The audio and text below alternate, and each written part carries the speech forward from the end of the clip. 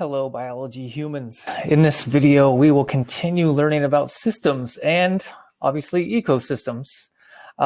And so we want to start thinking more deeply about systems and ecosystems so that we might understand them better. And one really easy and simple thing to do is to compare things together if you want to think more deeply about them, right? And when you compare one thing to another, you might notice things that then might make you wonder about why those things exist or why they're happening. And then when you start to follow those questions, you might start to learn more and understand more about how systems work. So we'll start with a question. I always like to start with questions. What is the best ecosystem? And by best ecosystem, I don't mean where. I want to know what kind of ecosystem do you think is the best kind of ecosystem out there? Now, there are lots of ways to answer this. It's kind of a vague question. But perhaps you said a rainforest seems like a very nice place to be a living thing, right? People go there on their vacations and they look pretty cool as far as I'm concerned, especially considering maybe compared to a desert, which does not look quite as fun. Maybe that's just me though. Maybe you lived your whole life in a rainforest and you want to go see the desert. Maybe you just like deserts. Maybe you like something a little bit more familiar. Right? This is a different kind of ecosystem called the chaparral, which describes the Bay Area. It's kind of a mix of a forest, but also kind of a desert. And so you get these like kind of sparse kind of trees that you might notice just from the hills around here. Maybe you like the forest. Go a little bit farther north into the redwoods on the way to Oregon. Or maybe you're more into water and you like a marsh, like in the marina, right? And so all these different ecosystems have what they have to offer. But what does make it an ecosystem good? What makes it the best? How would we compare things? What are we supposed to compare? These are a lot of questions, right? But we want to think more deeply about this. What is about the rainforest compared to the redwood forest that would make one better than the other? There must be a list of different things that we could compare. Now, there are a lot of things, and we will eventually probably talk about all of them that you came up with, because of course everything is connected in a system. But we're going to start with something called biodiversity, the variety of life forms found in an ecosystem, right? Diversity means variety, it means different things. And diversity is very important because, in case you didn't know, maybe you already know, that we live in a time when organisms are going extinct faster than almost any time in the history of the Earth that we know of, right? We are living through a mass extinction right now, and we're losing diversity. And so, of course, diversity is nice to look at and visit. And so imagine if this coral reef, which might go away. Right. And like that's a real thing that's happening. Coral bleaching is the thing. And so you wouldn't have anywhere to go to scuba dive. I don't know if you've ever gotten the opportunity to go see a tropical coral reef like this, but it turns out they are pretty neat when I finally got to visit one in Hawaii last year. Who knew? The tropical islands were pretty awesome. But of course, they start losing their species and maybe they're less awesome. Maybe you're not into that kind of thing, though. You're probably into medicine. Medicine is very important, and almost all medicines that we have are we know of because they came from a plant or an animal, right? Everything from antibiotics to aspirin was first discovered in a fungus or a plant, or like I just read recently, they found some molecule in the venom of a bee that it shows promise to try to cure cancer, right? Like if those bees were to go extinct, that would be a shame, considering maybe that's the only molecule out there that we would ever find that would cure cancer, right? And unfortunately, a lot of these exotic plants that people are trying to find are found in tropical rainforests because they're very hard to get to usually. But the rainforests are getting cut down. So biodiversity might save people. And then, of course, all of this has kind of to do with climate change. So biodiversity, we will learn, it makes an ecosystem more stable, right? So when the effects of climate change hit, maybe it will not change too much, or if it does change, it will be resilient and it will come back and function better, or like it did before. So here's now where we have to do a little bit of science, be more specific. And the most specific thing that you can do is use a number. So we need to put some numbers to this. There are 3 ways that we're going to look at biodiversity. And although they're numbers, they have to do with ideas. Richness, the total number of species. The diversity index has to do with how many of each type of species there are. The number of individuals is called abundance. Or then just looking at the big group and seeing how even they are distributed, they are spread out. These are all some ways we can look at things. So let's look at some examples. It's a little bit easier. Right? So here's some random ecosystem with lions, tigers, alligators, gorillas, hawks, elephants, and bears, which sounds like the scariest ecosystem that I can think of. Species richness is the simplest way of looking at this. So it's the total number of different species. So there are 1, 2, 3, 4, 5, 6, 7. There you go. There's your answer. There are 7 different species in this ecosystem. Richness is sometimes abbreviated as a capital S, so you might see that later. You will see that later. I know it's coming.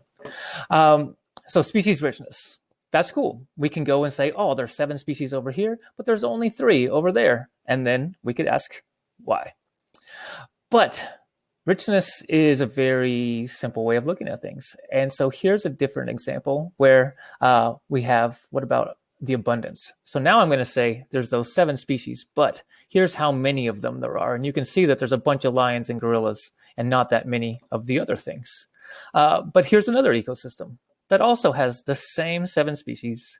However, the abundances are much different. And there's a lot of hawks now.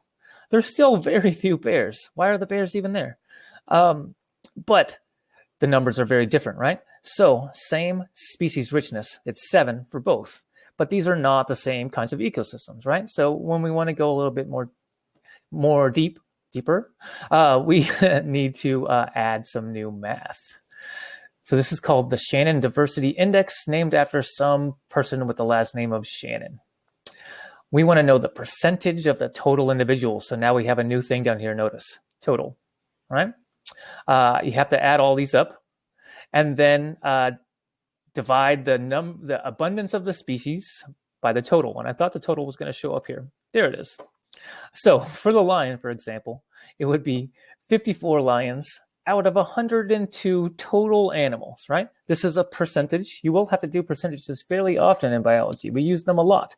It's the same idea as when you get a test score of like, you got 54 points out of 102 total points. I hope you got more, right? So we do that and we get our PI, which I don't know why they came up with these things and why these letters, but that's just the way that the formula is shown, right? So we have this as the PI. But this is still a little bit simple. So we need another piece. I forgot actually to give one more example. The alligator would be 5 out of 102. Notice you always do it out of 102. So there you go. You would do each of these divided by 102. But as I was just getting ahead of myself on, there's this other part. Using some math that maybe you've never seen. This part is called an ln, which is a natural logarithm, which I am out of date on my algebra 2/trigonometry. So I'm not going to try to explain what a logarithm is right at the moment, at the very least, right? But the important thing is that you have a button on your calculator that will do this for you. And so on your calculator, probably, there's a little button that would change it from the normal, just simple calculator to a scientific calculator. And on most calculators, you would just turn your calculator or your phone horizontal, and it would switch it over. Or sometimes there's a little button.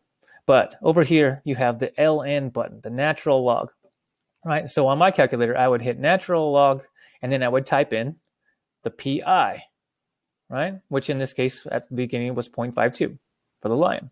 Right? So the ln of 0.52, and it tells me it's this long, crazy thing, right? So there are rules to how many decimals you're supposed to use, but those are way beyond what we really need to talk about. So you should not go beyond 2 decimals. right? So 0.65, I don't need to round it, 0.65, there you go, right? So you would do that for all of these. I did the natural log for the tiger one, but I didn't show it. Now, we take those two things and we have to multiply them together, right? And so I didn't mention it when it came up before, but you'll notice there's a lot to keep track of. So we use data tables to keep track of things, right?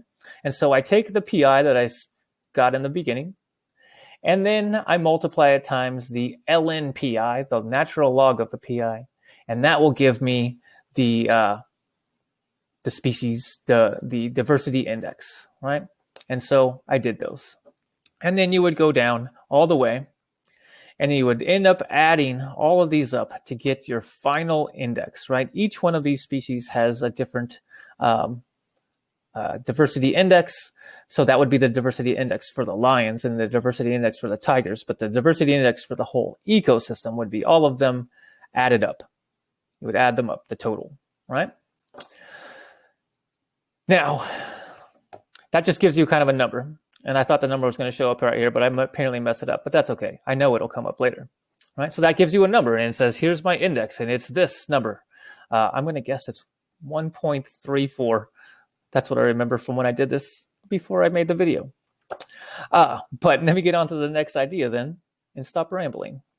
The last way of looking at the biodiversity is the evenness, the relative abundance. How abundant is one of them compared to the other ones? So again, here's our two ecosystems. And on the one on the left, again, the lions and the gorillas far outweigh all the other species. There's mostly lions and gorillas with a few of the other things sprinkled in.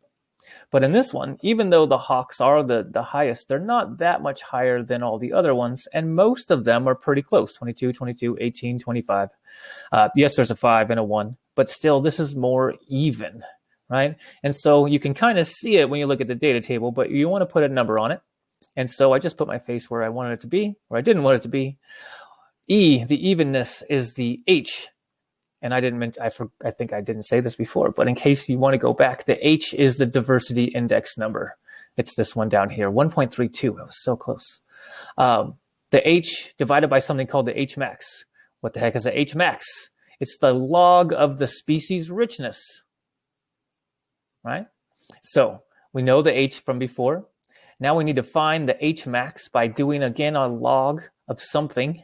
The species richness, what the heck was that? That's way back there that was the first way that we measured things. That didn't come up at all the way I wanted it to be.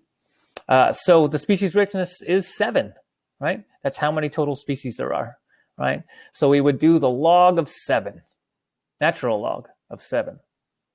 And that would give you 1.94. That's this part right here. Then we have to do the final calculation. The H divided by that, right? So we go over here. The H is 1.32. We divide it by what we just found, the 1.94, and that gives us a number of 0.68, right? So again, all three of these actually are kind of interesting in that there's no really like units. It's just like, this is the number, right? And so then we want to compare the numbers. So just to be completely open, I then did all the same thing for the ecosystem number 2 and found the H, the Shannon diversity index for this one. And then I refigured all the stuff out. And so then you get this, right? And so here we would have our two ecosystems, and we would say, oh, and that's interesting. They have the same number of species, the same richness. But the diversity is higher in this one, right? There's more diversity because there was more of all the animals.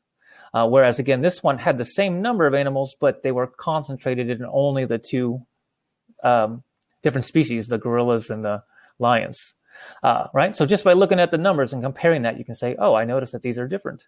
And that would then lead you to try to investigate why. And again, on the evenness, we already explained that this one was more even. So the numbers are higher here than here.